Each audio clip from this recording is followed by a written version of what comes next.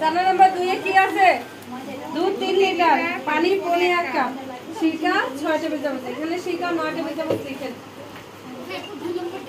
হুম 1 লিটারে 3 টেবিল।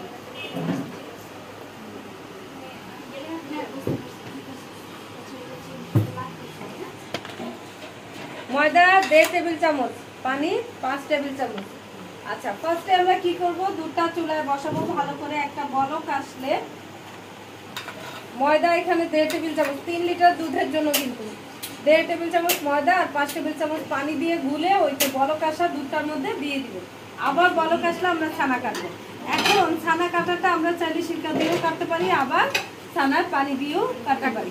তাহলে সিরকা দিয়ে কাটলে এই যে দেখেন পানি আছে কতটুকু, 1.5 কাপ, সিরকা যাবে কত 9 টেবিল চামচ।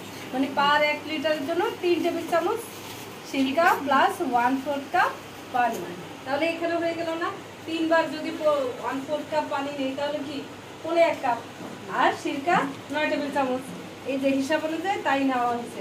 এটা নেন, অথবা অবলিক ছানার পানি 3 কাপ পরিমাণ ছানার পানি। এখন এটা কিভাবে লিখবেন আপনাদের মতো করে, বুঝাইতে পারছি? লিখে রাখেন 3 কাপ, পার 1 লিটারের জন্য 1 কাপ ছানা পানি, অথবা 4 আর 5 নাম্বার না 4 আর